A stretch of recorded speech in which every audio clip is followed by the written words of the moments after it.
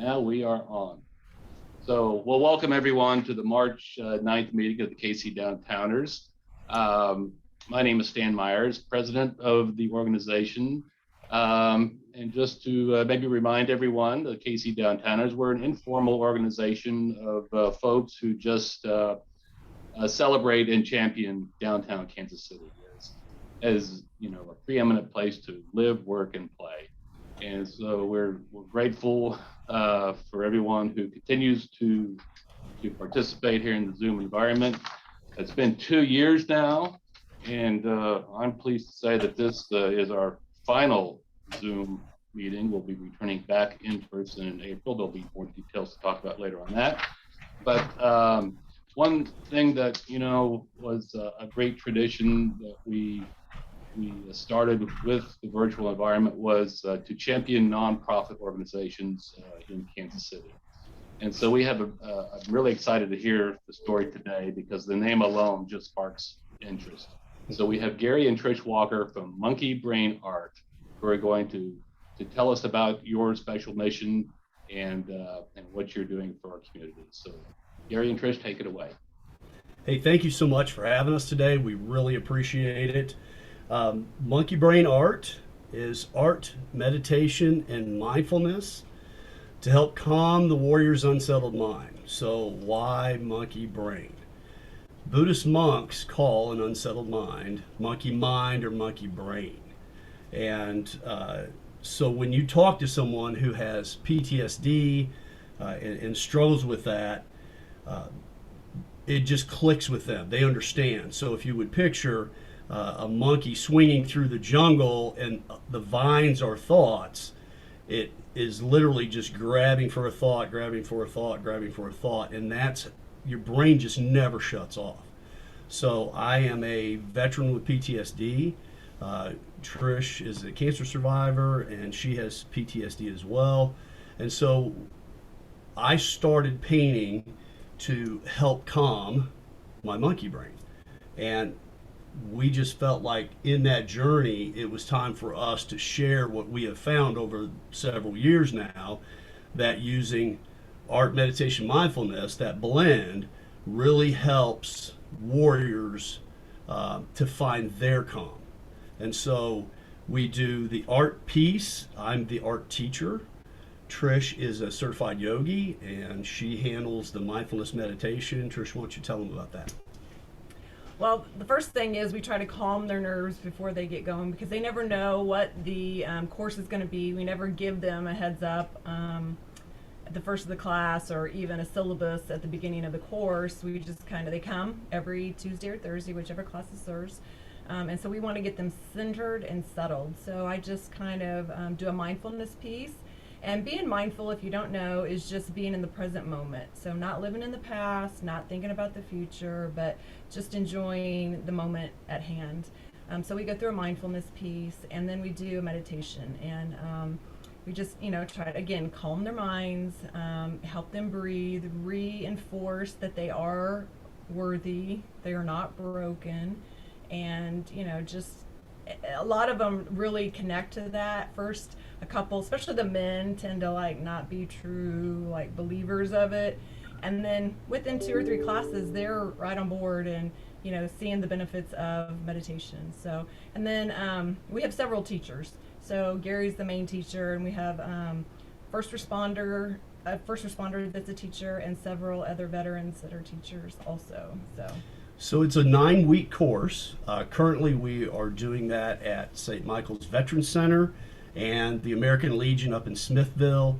We also have Unity Village in Lee Summit that is available to us, and now we're looking at opening up a 4th class in Olathe. So yes, and exciting news, VCP, Veterans Community Project Tiny Homes, is currently building us a space. So we're going to be their art provider. 9-week course. It really, and you can see it from our cohorts that we've had through. People are changing their lives. It's unbelievable to see when they come in for the first class and the anxiety that they have and the stress that they have, and then when they graduate on week 9. It's a 2-hour class, and we go through a variety of mediums. So they may just be doing sketching. Our very first class, because we tell them you don't have to be an artist to take the class, is coloring books. So we get coloring books and Crayolas, and it's about creating community and watching them have discussions between them. And because when you leave a service, whether it be the military or police force, fire department, whatever, when you leave that service, part of you stays there. Those are your friends. Those are the people that you've engaged with over your tour or over a lifetime. And so now you've lost your community. You've lost your tribe. And so this is re-engaging with community amongst them, and then reintroducing them into the Kansas City community, because we tend to isolate. So that reintroduction comes through events. June 25th, we're going to have a fashion show, a full-blown fashion show event. It is going to be a fundraiser to benefit Monkey Brain, and we've got veteran designers that are going to show pieces. We have students that are going to show pieces. I'm actually going to do 3 looks, so this will be my reveal for my fashion side of me. And we have art also, so it's art and fashion. Yes, so it is called the Art of Fashion 22, and so to find any information about Monkey Brain Art events, volunteering, we need volunteers really bad. Or if you want to donate, you can donate canvas, or your treasure. That's anything will help. So it's monkeybrainart.org, monkeybrain.org, monkeybrainart.org, and we are a 501c3, so tax deductible. But this is what Trish and I were built to do. I mean, we just feel that strongly about this program, and we're building it from the ground up. And Trish and I have been entrepreneurs. May will be 30 years that we've been self-employed and working together every single day. So high school sweethearts, married 38 years, 2 kids. That's us. Is that our 10 minutes? Did we go over? You are just fine, and what a great story. And thank you for providing this wonderful service to our veterans and providers, on the front lines there, both in the military and here at home on police and medical. So it's just we all feel the stress of the times, and certainly it's a fraction probably of what our brave veterans have. So thank you so much for that. I hope everybody has June 25th on their calendars now. I know it's on mine. We put a link to make a donation. We can't, not all of us are artists perhaps, so maybe, certainly a cash donation in lieu of the traditional $25 lunch. We suggest people do that. And anything else that we could do here, this audience. Bucks coordination, they were calling it. Oh. Like just talking about all the Or departments. somebody else there? Oh, we always need people to volunteer for our classes, and you don't have to be an artist to be a class volunteer. We need help setting things up, tearing things down, just holding space and allowing the artists, the veterans and first responders, to be with the community, and so anytime there's a volunteer sign up on our website also. So if it's something that you're interested in, please go there. You can sign up. We'll reach out to you and tell you what we have, and you can be like, yeah, no, whatever. We will get you plugged in. Wonderful. Thank you for your time. Thank you so much. Oh, Gary and Trish, thank you both so much. So now I'm going to introduce our corporate sponsor for the month. We can't do this, without our wonderful sponsors who are true partners. And this week, I'm especially pleased to introduce Brandy McCombs with IBC. It's especially appropriate this week because this is Women in Construction Week. And so IBC is a really wonderful success story, not just as a construction business, which it is, but certainly just as an entrepreneurial enterprise. So, Brandy, please tell us about IBC. IBC. Well, first off, I want to say thank you to Trish and Gary and their whole team, because actually behind me, I do have a painting. I did some donation stuff. So great company, great people. IBC. So IBC, I have actually it's two companies. There's IBC Carpentry and IBC Traffic. 13 years ago, I started interior finish trim construction company, commercial. Basically what you would see when you walk into a hospital, when you walk into the receptionist desk, anything needs to do with woodworking on the walls, baseboards, or when you walk into actually your room with a doctor, there are casework cabinets that are on the wall, kind of that type thing. A lot of multi-family recently, 1 light, 2 light tower.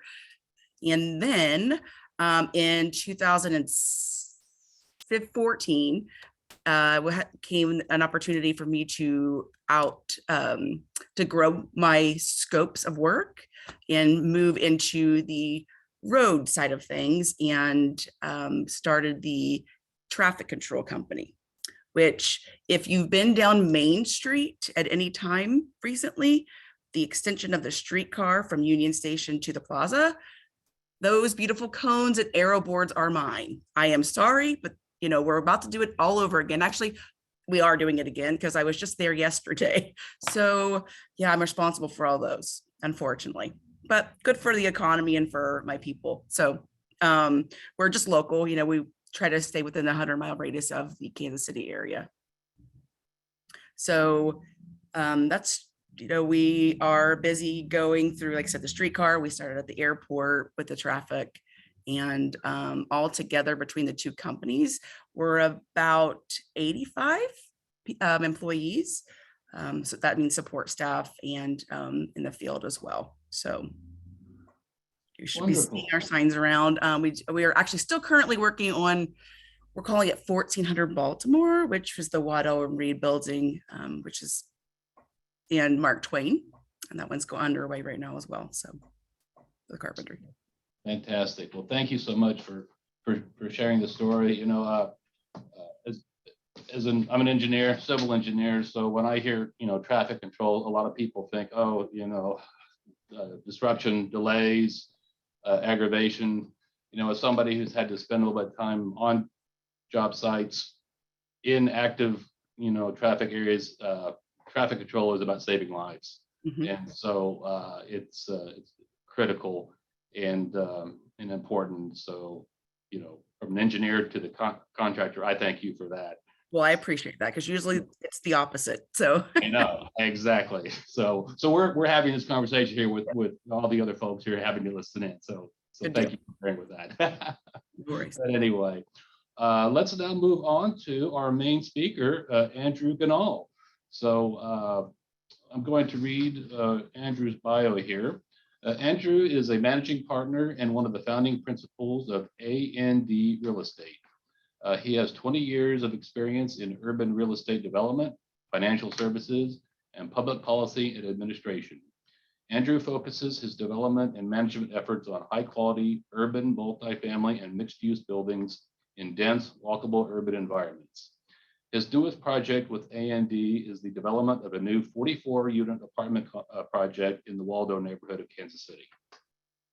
Prior to founding Linden Street Partners in 2013, Andrew was a senior executive with the U.S. Department of the Treasury, where he helped start and execute both the Troubled Asset Relief Program and the Small Business Lending Fund, each with a focus on stabilizing and improving the condition of the nation's financial industry and its ability to extend credit to small businesses and entrepreneurs across the country.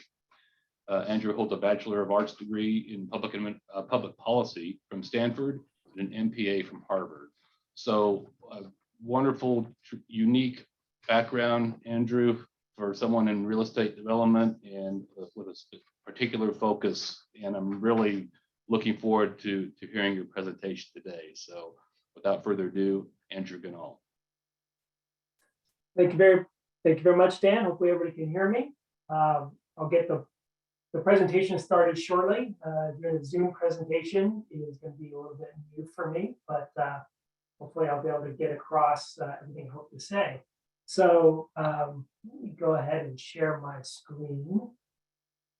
Let's see if this works. All right, so hopefully everybody can see this. Wait a second, this is not the right date.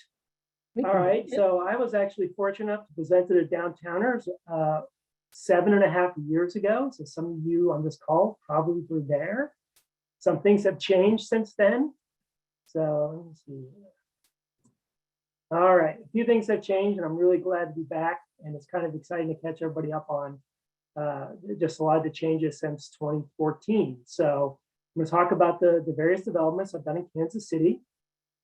I do have both companies, both Linden Street Partners, but I've also launched a new venture with my partner, Diane Botwin, who many of you hopefully know, and that is A&B Real Estate.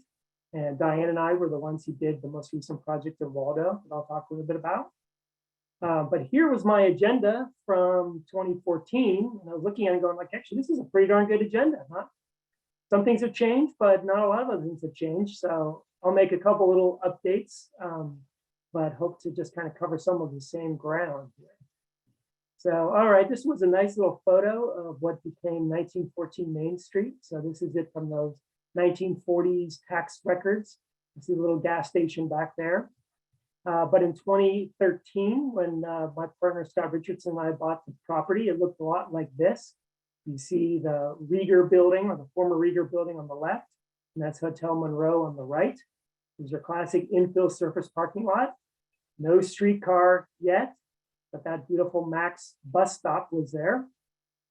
And so in partly coming to talk to the Downtowners in 2014 about this project was the fact that I was coming from my hometown of Southern California.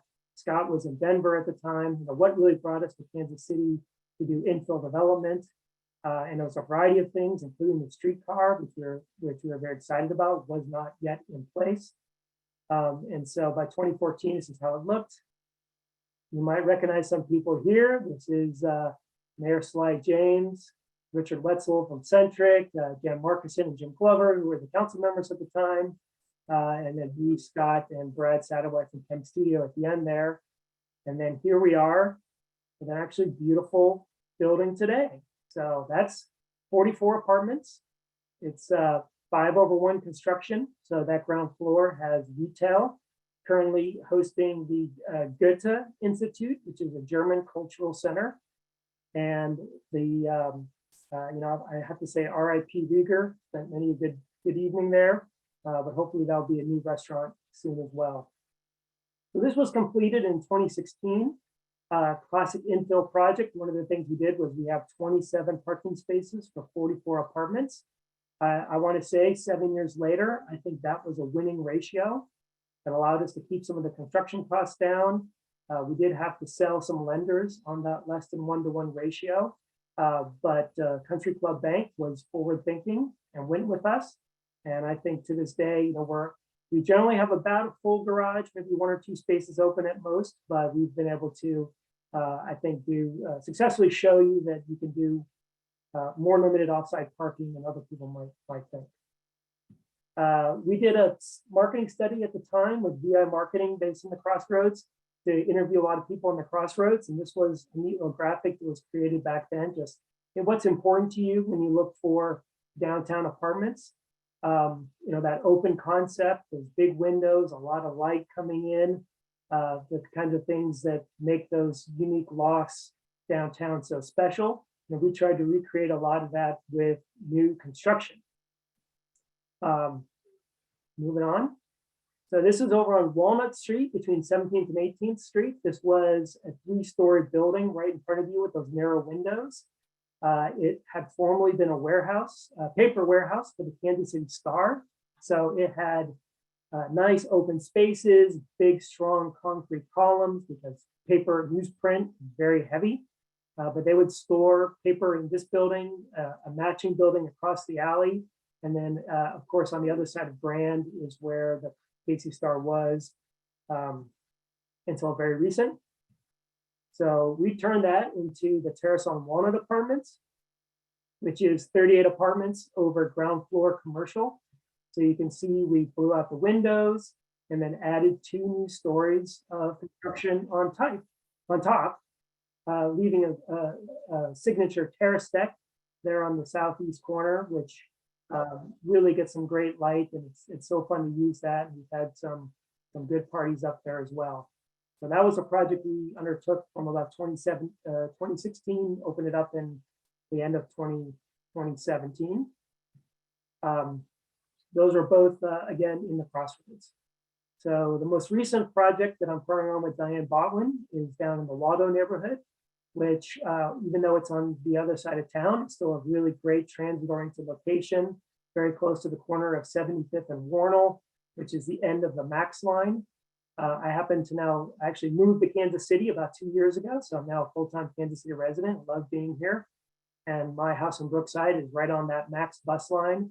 So I take it to work, which is my office right next door to this in Waldo, pretty often. So this was a former ice house that had turned into an antique store, not well kept up, so we did have to scrape the building. But today you see a nice 5-story, 44-unit apartment building, anchored with a wonderful local tenant, Littlefield Eye Associates, optometrists on the ground floor. They moved from about 2 blocks away in Waldo, and their staff is just over the moon with their new space. They were in a really little cramped building before, and now they've got amazing lights, amazing new fixtures. Everything has just been going great. And then in that little, if you can see the for lease office space, we had a little 800 square feet still to let. And now the Kansas City Bicycle Company has just opened up their doors. For those of you who remember Family Bicycle, it is Bruce and David from those days, wonderful guys in the neighborhood. We're looking to open up there too. So this is surface parked behind the building. So you have a really nice, good urban streetscape, pulling that building up to the sidewalk, hiding the parking behind it. And again, slightly less than 1-to-1 ratio because we see some UMKC students running here because they can just jump on the bus, take that up to UMKC. Some people who work in the neighborhood, who walk to work. We have someone who worked at CVS across the street, lived here for some time. And this opened up last summer, and we're now at about 95% occupancy, a pretty quick lease up altogether. All right, so what's kind of important to me and some of the things that I do as what I would call an infill developer. So one of the things that attracts me to infill in particular is just that you are trying to fit in with the neighborhood. You're trying to respond to the neighborhood, not trying to necessarily create a brand new experience. You're taking what already makes that neighborhood special and great and hopefully adding something to it. So in the Waldo neighborhood, for example, you've got all these great restaurants. You've got the city gym, which is the local gym.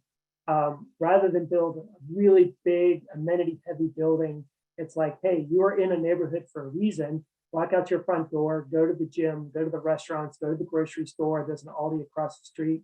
We don't need to recreate that in the building itself.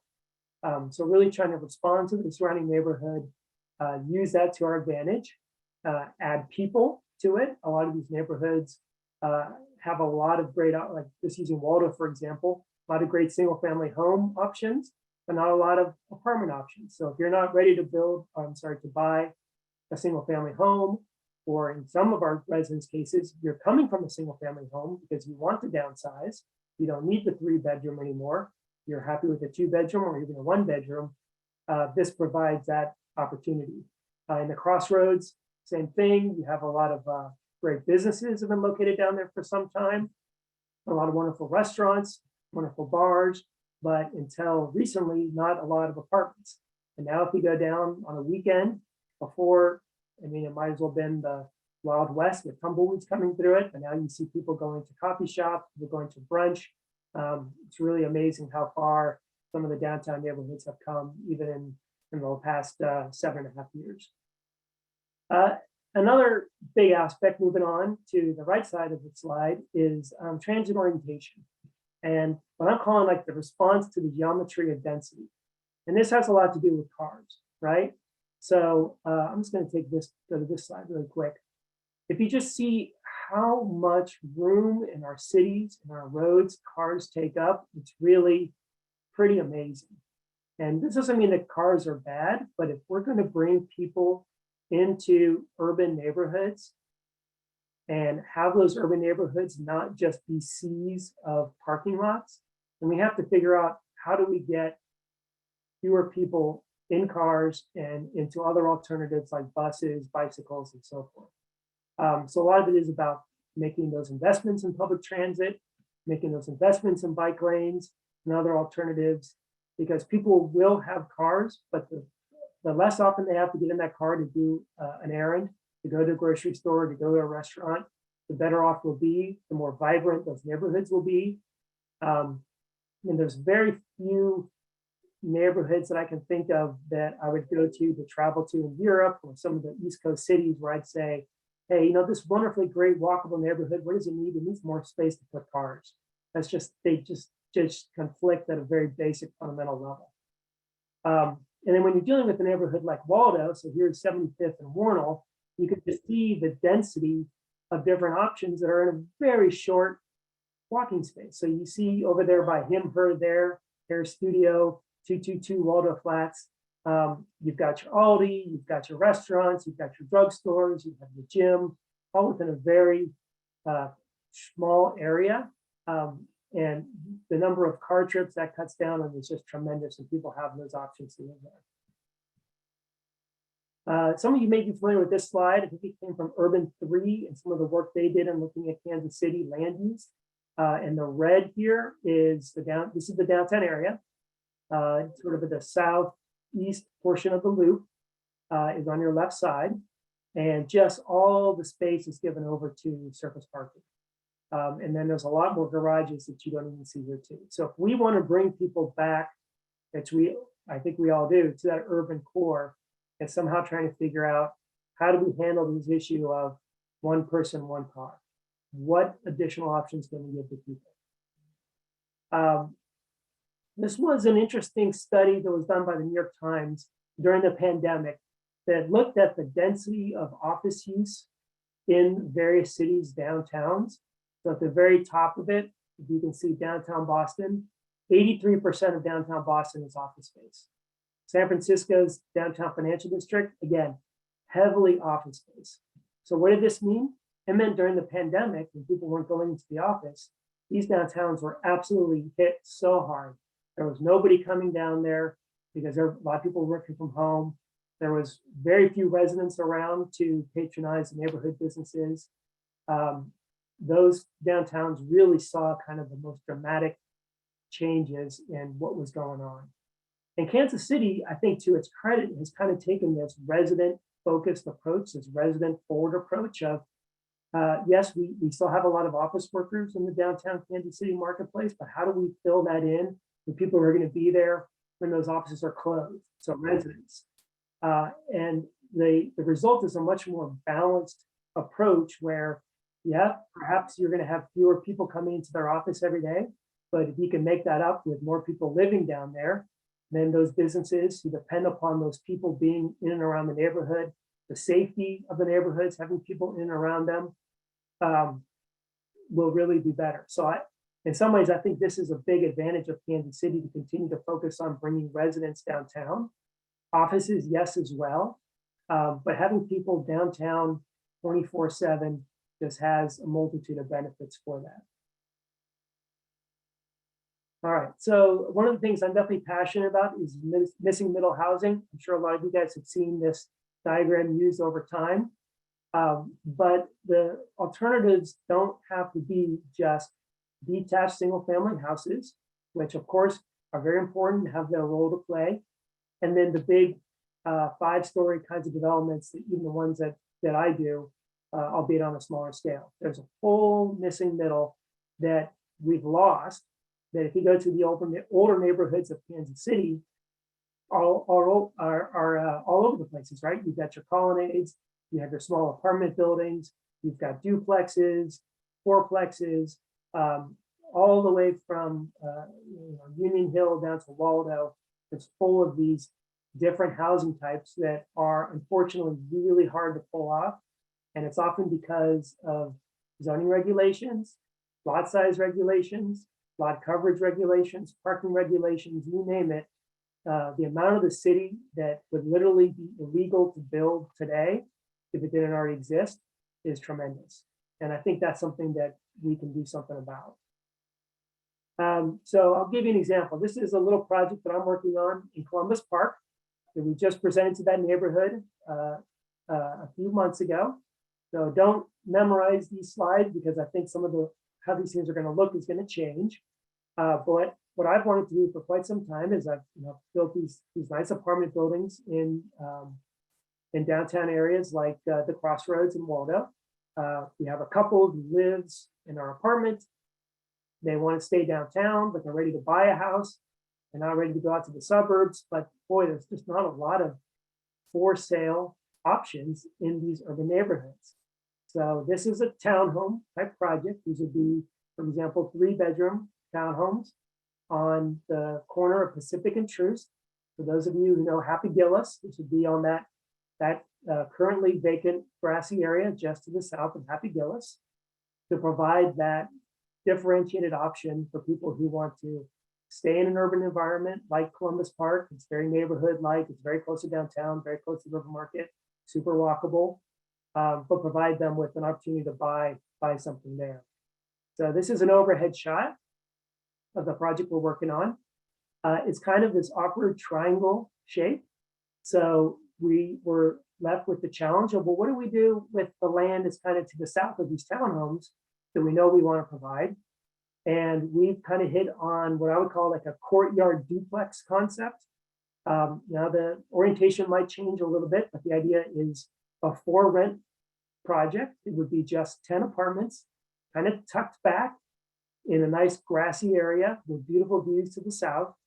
So, if you're the kind of person who wants to live in a large apartment building in the river market, you've got that choice. If you want something smaller scale, a little more neighborhood scale, this is your alternative for that as well. So really just trying to get creative about how we look at these sites and figure out, well, instead of just putting 4 single-family homes on it, how do we provide 20 homes? In this case, 10 townhomes and 10 apartments. The city has been very good working with us. This actually fits in with the zoning for Columbus Park, which we were fortunate about. But if you go just a little bit to the east to Pendleton Heights or somewhere else, this would be literally illegal under their zoning. Not clear why, but if it's R6, it's just you can't get any kind of interesting neighborhood density, missing middle that you could in an area like this. So here's a shot of what those little apartments would be in the back. Again, not a final product, but an idea. So just imagine this is your alternative for a nice rentable project, neighborhood scale, something that the local neighbors have really embraced. They like that we're doing some of it for sale, some of it for rent, and it really seems to fit a niche that doesn't really necessarily exist in the city. So moving on a little bit, I had a wish list in 2014, back in that presentation I talked about earlier. And I think, boy, a ton of these really came to be, right? So I was talking at a time when it was just the starter line. And I'd said, hey, I really think we should try and bring back the Midtown to Plaza line that had just been voted down in that summer 2014 referendum. But fortunately, that did come back, I think, a year or two later with the mayor's backing and did that. This was also a time when, if you talk to some of the retailers in the Crossroads along Main Street, they were just not happy because of all that construction. And, the Midtown businesses, I'm sure, are feeling that right here at the moment. But if you go to them and you talk to them today, they say, well, it was painful. The city could have done a better job of letting us know what we were in for. But, boy, it was worth it, because I wouldn't want to go back to 2013 And just having all the different people who are there today, all the opportunities, I think they really embrace that. So painful in the short term, but beneficial in the longer term. So what do I ask for now? So kind of going back to that Columbus Park project I was talking about, we should look at the zoning code across at least what I would call the infill areas of Kansas City.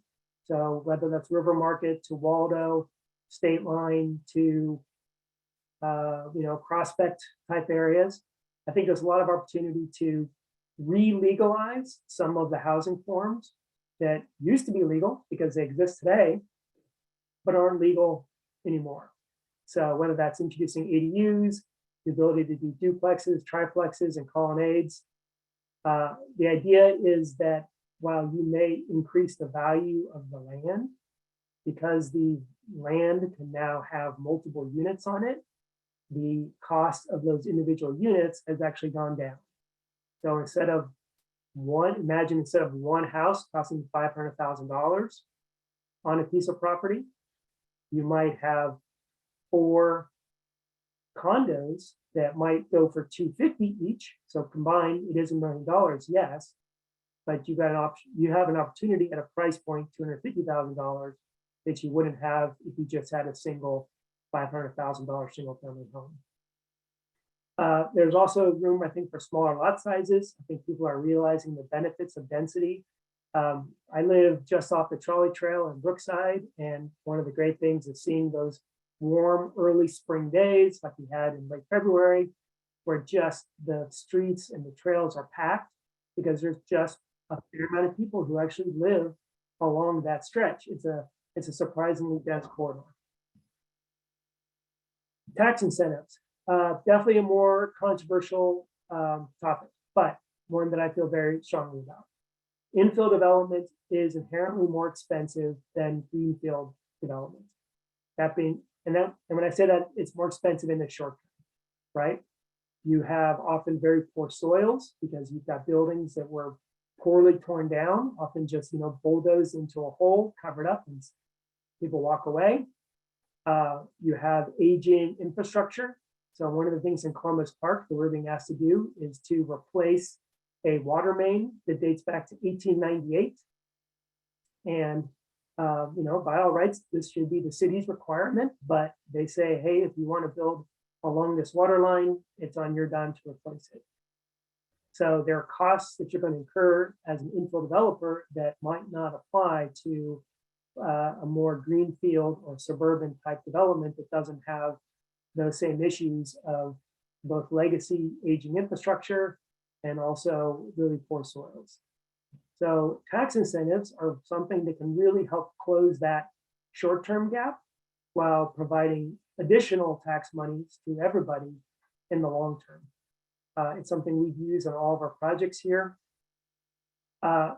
Where I think we have started to lose the plot a bit as a city and as a city council is making these much more complex than they used to be. For a big developer, that's not a problem. They kind of like that, right? Because they have expensive lawyers, they've got a lot of expertise. Sometimes it can be the more complex, the better.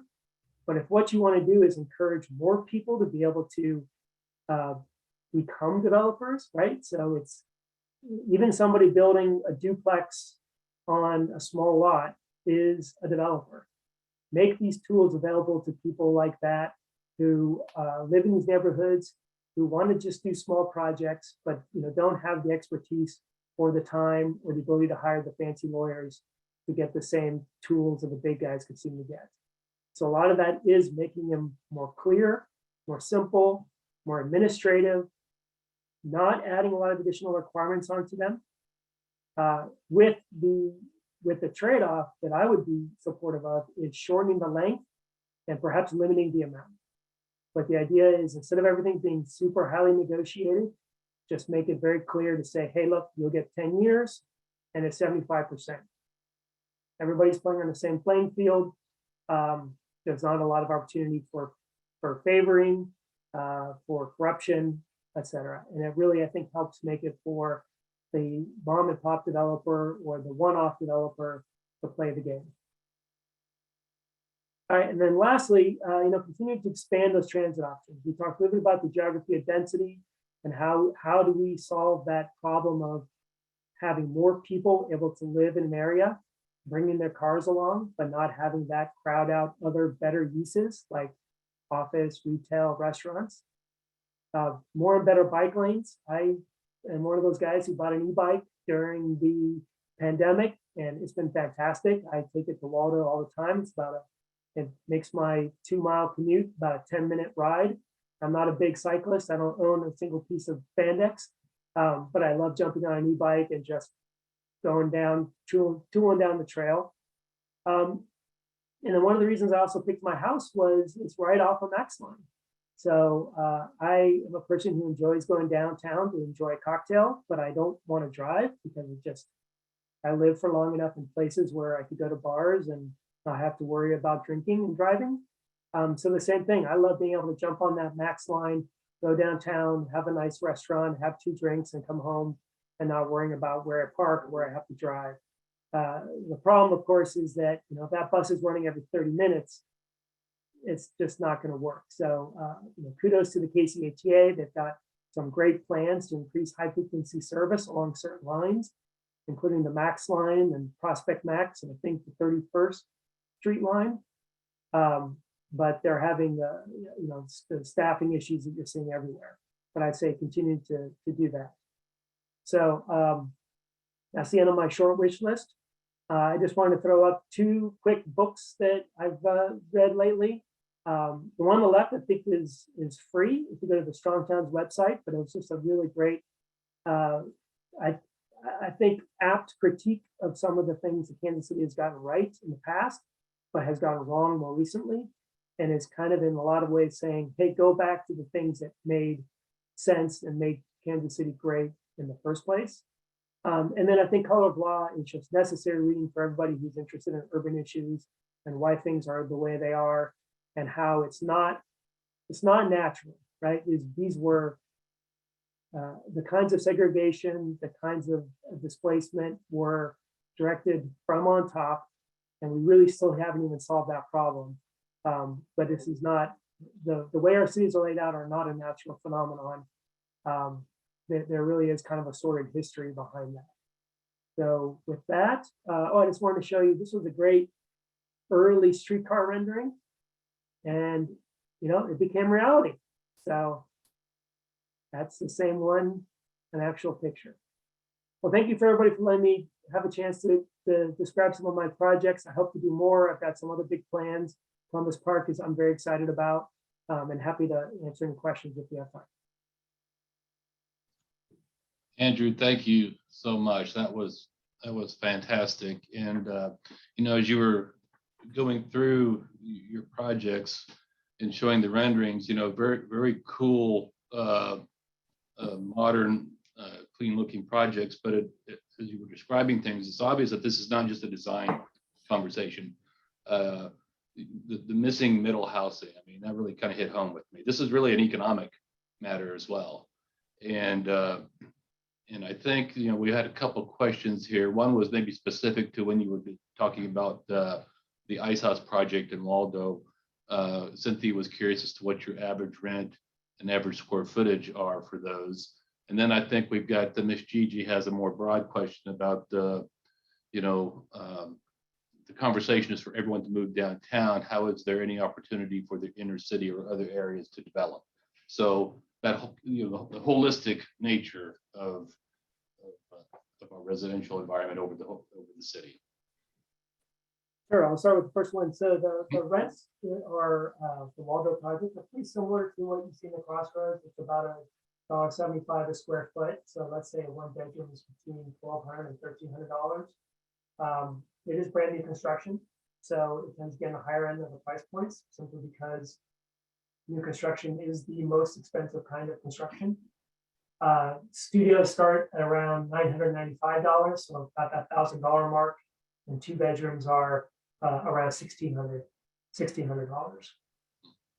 Your more highly amenitized buildings, for lack of a better phrase, the ones with the pools and the podcasting studios, those tend to be about $200 to $300 more per month. So we're definitely trying to hit that niche of somebody who wants to be in a great location. I mean, these are all A location sites, but doesn't necessarily need all the bells and whistles, and like that slightly lower price points. Downtown, I guess, is a flexible term, right? It could be just the loop, or it could be all of the neighborhoods that are closest to the loop. I kind of use it in a more broad term. And I think you are seeing opportunities in lots of different kinds of neighborhoods. To some extent, you had so many buildings torn down in the Crossroads and in downtown in the River Market that there was just vacant land or land that was underutilized that was ripe for the taking. And I think with 1914 Main, for example, that was a good example of something that's additive. So you're taking a surface parking lot that was used for 7 or 8 hours a day, Monday to Friday, and now you've got people that are living 24/7. So I believe you'll continue to see, as these neighborhoods thicken up, so to speak, more people living there, that continues to expand out. I don't know how much it needs. I mean, the city needs to be somewhat intentional about it, but the market and choice drives a ton of things, right? So in a lot of ways, I say you have people who are wanting to live in these areas, provide an option for them. Don't want to. I think the mentality of spreading everything around, putting stuff way down at, a bunch of towers down like 95th Street or something like that. I don't see that being the future, because then everything is just isolated and you're guaranteeing that everybody has to have a car to get around. I would more rather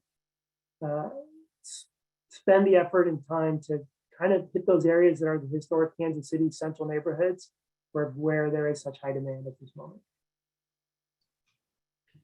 Very, very good. You mentioned earlier that the notion that tax incentives being controversial, but critical, especially at a small scale, for anyone looking to do a successful infill development versus greenfield out in the suburbs. But there's also, not hidden costs, but there's cost to that as well. And sometimes that gets overlooked because there's not necessarily incentives involved. Sometimes there is, but that maybe leads into Pat Daniel's question here in terms of transportation, specifically transit and the streetcar. Is our streetcar system, even as expanded, the end of our long-term needs for transportation? I think the short answer is no, but I think it's a great start. I also think things like the Prospect Max line and bus rapid transit are great things. So I don't think it's an either or, it's a both and. I would be careful about shiny projects like taking train out to the airport. As much as I'm exact person who'd love to use that, it's just not dense enough around that corridor. There's just much better use of those funds to connect places that already have a certain amount of density. Because you do need, ridership is the name of the game. So it's kind of finding where are those places where people live today that can be better connected. The problem I don't know how to solve is like all these jobs being added, all these industrial facilities, which I'm not an industrial guy, but I think it seems like it's great for the city and the region. But it's also kind of crappy because it's like, how do you get people out there other than making them have the expense of having a car? So that's kind of off topic, but that's the one I struggle with. It's like, I'd love to see more businesses locate downtown. And when I say downtown, it could be, not just the loop, but all different areas there, because I think you'll have more people who want to live downtown and be near to their jobs. But obviously you can't put a bunch of industrial stuff in the heart of the city. No, right. I think you're actually right on point. It's not so much off topic. Port KC and John Stevens and his team have really been strong advocates for,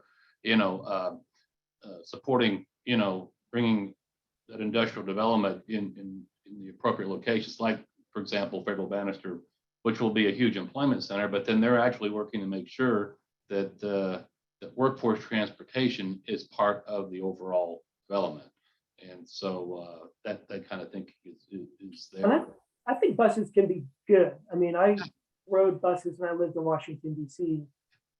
It's just a different culture there. Not everyone's expected to have a car, but it really is all about frequency.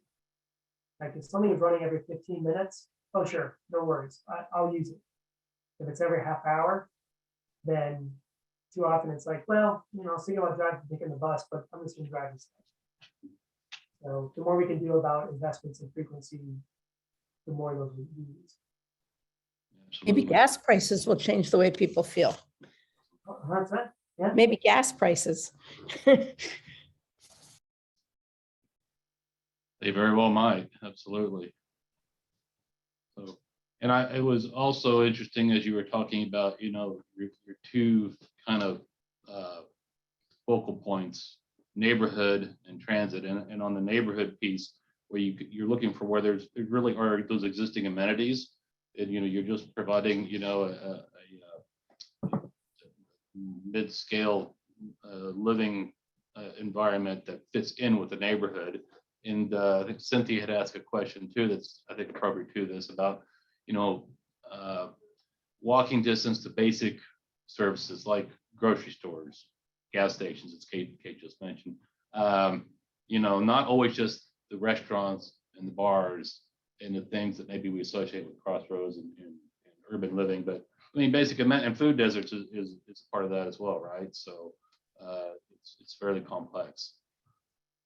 Yeah, I mean, it's part I go, a lot of that, what does that stuff do, right? It follows rooftops.